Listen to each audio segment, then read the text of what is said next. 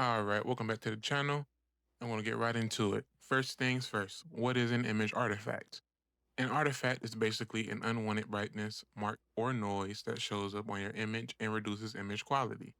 Think of it like a photobomb. You're trying to see the bones, and suddenly a random streak or smudge shows up. Artifacts can mimic disease or cover up something a radiologist needs to see. So, yeah, they're a big deal.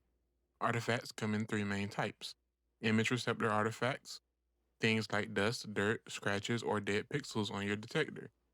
Software artifacts, errors in the processing system, like a bad histogram or a lossy image compression,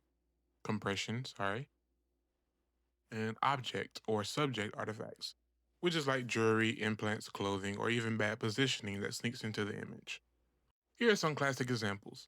Dust or dirt on detectors shows up as little white or black spots. The solution: clean your plates and detectors regularly. Image lag or ghosting. You take one exposure and the next one still has a shadow for the first.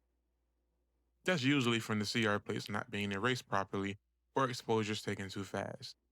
Then we have grid cutoff. This is when your image suddenly looks unevenly bright because the x-ray beam isn't lined up with the grid. Always double check your alignment.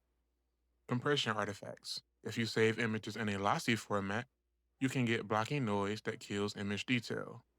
The golden rule: clean your equipment, position carefully, and prep your patient. Take off all removable objects and necklaces, keys, watches, and document any implants or shrapnel that can't be removed. All right, so how do we make sure these artifacts don't ruin our images? That's where quality control, or QC, comes in. Quality control is basically your daily health check for your imaging equipment. Here's what you should be doing: daily checks, warm up the x ray tube, review images for weird spots or marks, and do a quick phantom image test for consistency. And you should also do some routine maintenance. CR plates must be erased if unused for 48 hours. Ghosting is real. Inspect your lead aprons for cracks at least once a year. Make sure your AEC system and monitors are calibrated. Also, remember your reproducibility. And remember your exposure, reproducibility, and linearity tests. Same settings should give exposures with 5% variance. Changing the MA and time but keeping mass constant should stay within 10% variance.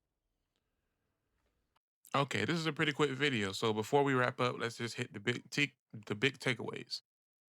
SNR, or signal to noise ratio, is more signal, less noise, and it equals a clearer image. CNR, contrast to noise ratio, high contrast with low noise, and it equals better detail visibility.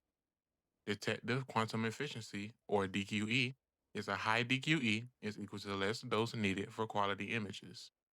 The exposure latitude: the wider the latitude, the more room for small technique errors.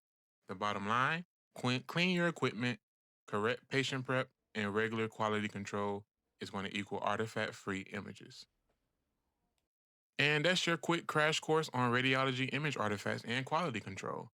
If this helped you understand artifacts a little better, hit that like button and subscribe for more radiology tips.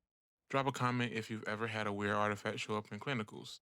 I'll be making a video soon on real world artifact case studies. Thanks for watching, and I'll see you in the next one. Rad Life 101.